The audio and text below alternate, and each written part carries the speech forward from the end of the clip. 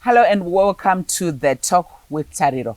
On the program today, we are looking at youth empowerment. And the title of the program that I've given today is to say, turning lemons into lemonade. I have Memory Gandini. She's here to share her journey of how she turned lemons into lemonade through forming an organization called Revolved Generation. I don't know whether to call it an organization, an association, but it's young people who are looking at youth empowerment, empowering themselves. So she has said to herself, I need to work with my peers. I need to make sure that my peers walk the journey with me. They are the leaders of tomorrow. So we need to make sure that in whatever situation they are in, they excel. Memory, welcome to the Talk with Tariro. Thank you, Tariro. Thank you very much. Yeah, so I want to hear, could you share with Zimbabwe how you turned your lemons into lemonade? Well, it was in 2015 when I was unfairly dismissed at a workplace. And during that period, I had left my company for a week. I'd just left a previous company just for a week. Then I joined the other company, and I remember it was during our training, and I was the second highest student at the training. So it was automatic that I have the place. And then during the course of the week, I was just unfairly dismissed from the work. How does that work? Well, for me, I cannot even explain it because how it happened with the other person that I was with at the work, she remained there and I was dismissed. So when I look back at it, it's something that was painful for me. And it was a moment that was dark to me. I believe in that moment, I was in depression for that period of 1 year, 6 months, because I was unemployed for that long. And it was a challenging time for me. But I'm glad that during that period of unemployment, during that period where I was facing a hard time, you know, this is when Revolved Generation, the idea was birthed. For me, this is when the burden was placed on my heart because I could see young people, you know, just roaming around. They were idle, doing nothing. And to me, it was like... Which was almost like your situation. Yes, it was like my situation. But for me, it was like I was seeing it from another view, although I was in the same place with them. And to me, it was like, okay, what are we doing? We are the future, you know, we are the drivers of change. Our voice matters. But look at what we're doing. People are just roaming around. They are sitting in bridges, you know, in ghettos. Yes, we have bridges all over and people are drinking, sitting around. So to me, I was like, this, Lord, we need to do something about this. We need to bring a people who are productive in the society. We need young people who can do something with their life because we are not only for this community, but for the nation of Zimbabwe. So this is when the vision for Revolved Generation was birthed. Yes. So after you birthed it, you said you saw the idleness of young people. And definitely if you walk around now, young people are actually quite idle. So what are you doing with that idleness? All right. For me, what I did with Revolved Generation, we're actually guided by 3 goals, United Nations goals. So the other goal is for health, quality education, and reducing inequalities.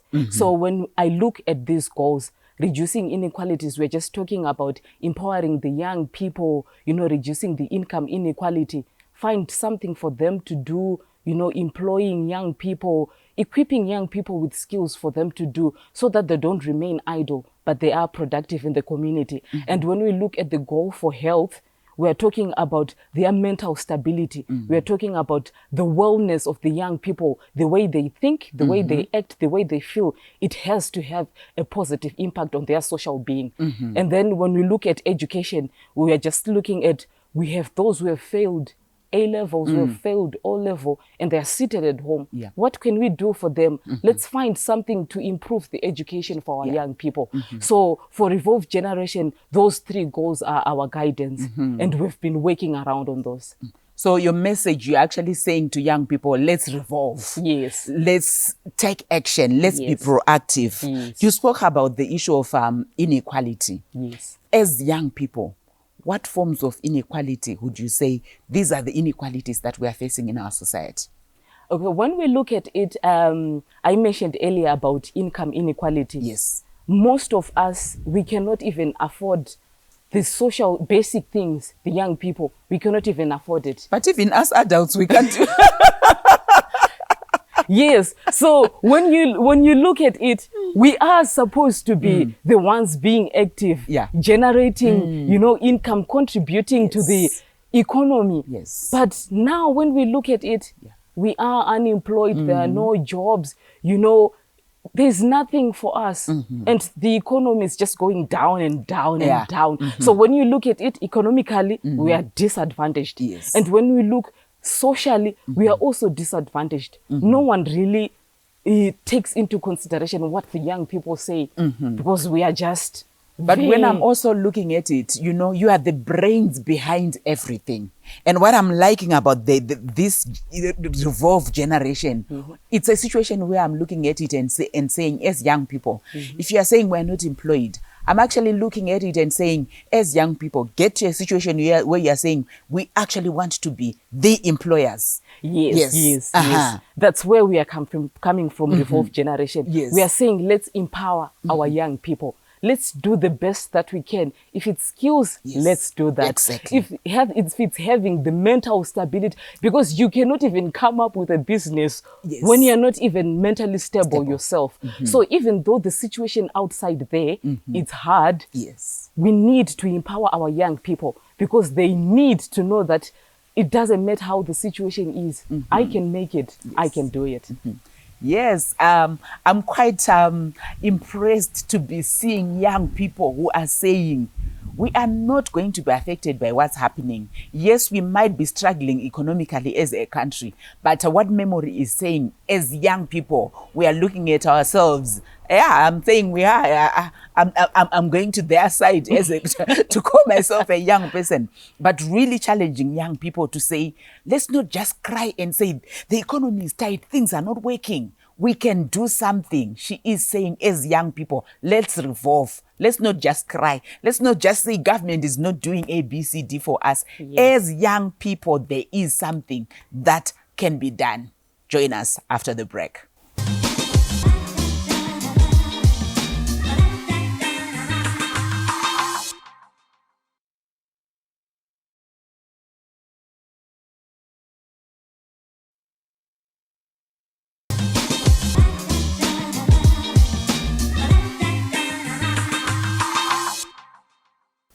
Welcome back. We continue with our discussion where really on the program, young people are actually taking the initiative and saying, as young people, we have a role to play in the dynamics that are playing in our country, in even building our economy, in creating employment. I'm coming back to you, Memory. You spoke about the issue of education, where you are saying, even if my grades are not okay, you are saying there is something that we can do to improve even those grades, to improve your life. Failing O level is not the end of the world. Failing A level is not the end of the world.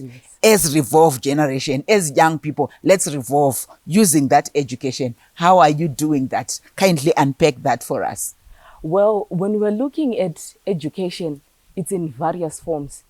When I have failed O level, it doesn't mean that's the end of my education, because I can also acquire skills. That's another form of education and being empowered on acquiring the skills. So when we look at it, we are saying, if you are able to go back to school, if we are able to fund you to go back to school, we can do that. You can go to school. But if you think, for me, A-level, I cannot, but maybe if I go to the skills acquisition, we can do that. Yes, we have cutting and designing. We've got various programs that people can do. So we believe that even though I failed A-level, I still have got something to do concerning my education. One thing that I know is when you fail once, that's not the end. Exactly. You can still try and you can try, still make try, it. try There again. are some people here who have written 5 times. Exactly. And they made it. And now it's something else. So I believe what we need is motivation. What we need is channeling our young people. If he failed on this, if she failed on this, then we can help you on this angle. Exactly. Yes. So it's not only limited to just being in school, seated on the desk. No, we have various channels, for education. And I'm sure you can see even within our country, the government has started setting up all these vocational training centers. Because it's not just, what I'm liking is you are saying, it's not just the academic that applies, but we are saying there is something that you can do. And I'm sure as young people, if you're listening to memory, this is really challenging to you to say, there is something that you can do as an individual. One issue also that you spoke about is the issue of our health. Yes. How are you dealing with that? Well, for mental health, we focused on mental health. That's what we focused on. And I'm so excited to announce that we recently launched a campaign on a cry for help, mental health awareness. So beginning of this year, I have a sister of mine, she's a counseling psychologist, So together we put our heads and then we came up with this campaign to help our young people with the COVID-19 pandemic, with the economic challenges that we're going through. All that can cause someone to go into depression, anxiety. You don't know where you're going. The future is uncertain. So what we did, we came up with this campaign and we launched it at the beginning of the lockdown. Yes. So we're offering free counseling services to the young people and helping them. But I'm excited that after I was trained with Yali Network, I'm an alumni of Yali, on civic leadership. Yes. We launched this campaign like at a full capacity. We said we are going ahead. We are doing this. This is a movement for healing for the young people. Yes, we are saying things have been hard. Things have not been well for our country. Even us as individuals, we also have issues as young people. But we need healing. We need care. So I'm so excited that with this movement that we have started, it's going to help many people, not only young people, because even other people who are older than us, there are families with kids and they need to take care of their children, but they can't afford it now because of the situation. So imagine the depression. Imagine some are going through suicidal attempts, but what can we do? We cannot let our people, be destroyed by these mental disorders because we keep on saying the country is hard, things are hard. No, we need to heal as people. So this is where we are coming from as Revolve Generation concerning health. Let's spread healing. Let's empower and educate each other on mental health. When you're saying we need healing, COVID-19 really, when you're talking about a cry for help, I think the first 2-3 weeks of lockdown, almost everyone was in a depression. Because we didn't know where we are going. We didn't know what's happening. It just hit us hard from nowhere. And we are completely lost. And when we are talking about issues of depression, when you're talking about issues of mental illness, in our own settings, it's difficult to actually accept. Even at an individual level, for me to acknowledge and say, I think I've got depression. I need to seek help. I think I need to actually go to the hospital to be treated for depression because there are antidepressant tablets. I have mental illness. Maybe family would say, aningatoro iwo. That kind of thing. Very true. Dealing with depression, accepting, acknowledging that I have depression. As young people, how easy is it? Well, it's not something that is easy because the fact is when someone is going through challenges, when someone is going through something, I am not free to come to you, Tariro, and say, Tari, I'm going A, B, C, D, E. Because at the end of the day, Tari, you just shrug it off. Or you're not able to help me, I'm unemployed. Yeah. Then what can you do?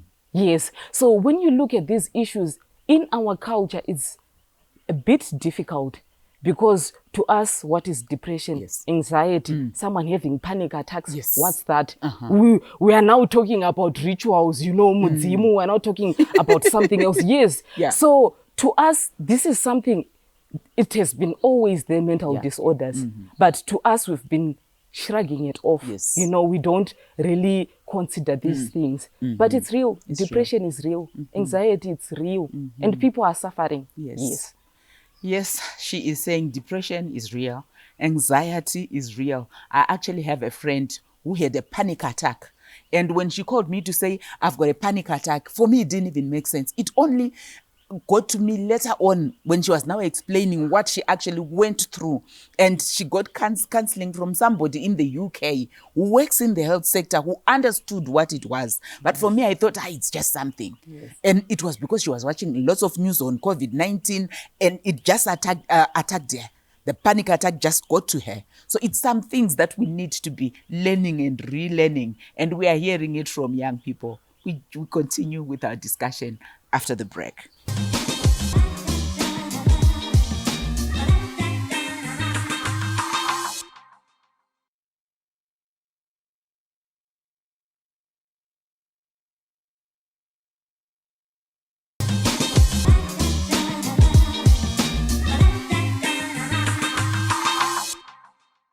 We continue with our discussion where we are talking about turning lemons into lemonade. And young people are saying we are a revolving generation. Memory Ngandini is with us on the program. And she's really challenging young people to say, let's take that space. Let's act on everything that happens. Remember when we spoke about the idleness of young people?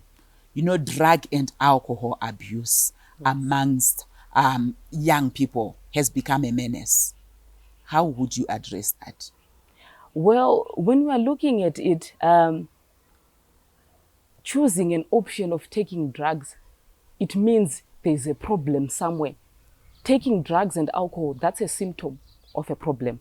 And usually when we look at it, it's either a person is depressed or a person is unproductive. They have nothing else to do. So the only option that is there is to take alcohol.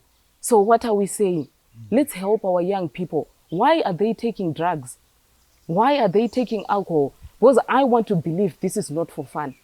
I know there are some young people who take drugs because they are in despair. They don't know what to do. So the only cure that is there is drugs. The only cure that is there is alcohol. And alcohol is not expensive. Yeah. And some are also making their own drugs. We've heard so many stories of of drugs that are being made by young people. It's because they are idle. And some of them, they don't know what to do. And usually when you're in despair, you find the easiest solution that is available. So I believe we need to come up with programs for the young people so that they can find something to do.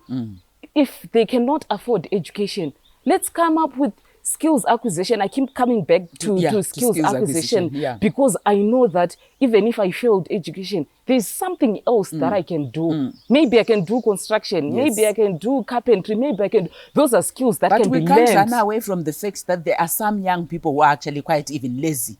Yes, they are not willing to. They are. They are even watching you and saying, yes, they are. But I'm here to motivate those people because laziness is not an excuse. Exactly. So we are saying, if you are someone who is lazy, it's time to take the challenge. Yes. It's time to take that baton stick because no one is going to take that for you. And if you don't make that change, you will not get the change that you want.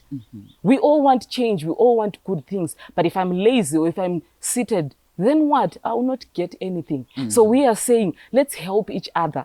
Those who are able to help the young people out there, as Revolve Generation, we are doing our part. Yes. But there are other people out there who can. Partners, people who can sponsor young people. Let's do what we can. I know some may believe that young people, they just want to spend money. They don't want to do anything. Yeah. Yes, It's because we've done it before. That's why some have that mentality. Yes. But I want to believe with the right motivation, with channeling them in the right direction, we will make it. We will get there. You spoke about business entrepreneurship as something that you are actually cultivating in young people. Could you share some of the experiences that you have had? All right. So we have worked with 33 young students from ISOP.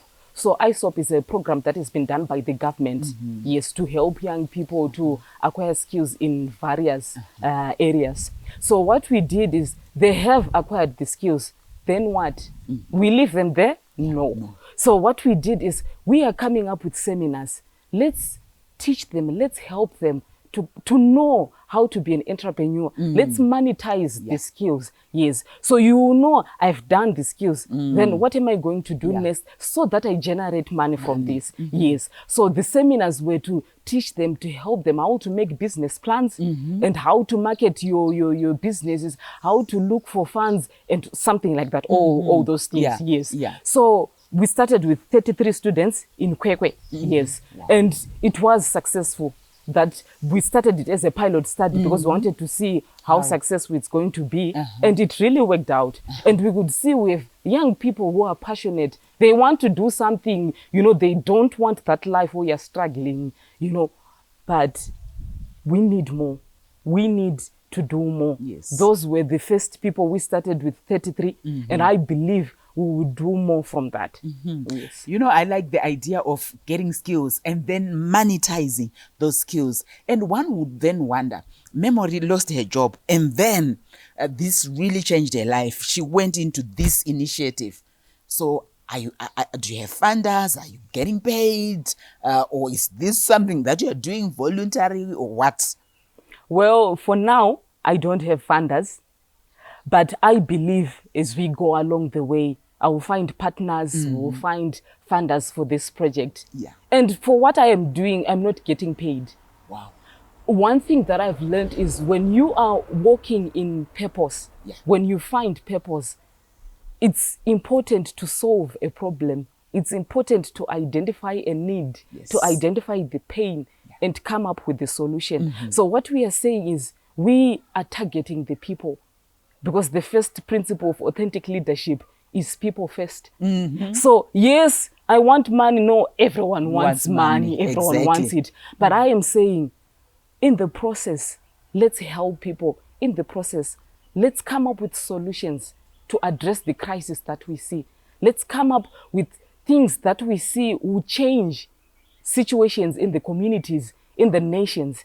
Yes. So I believe it will come. It will definitely come. But let's do our best. For now, even if I don't have, I'm going to do my best, what I can. Yes. What would be your parting shot to Zimbabweans, especially to young people? Well, to young people, I will tell them, you are the drivers of change.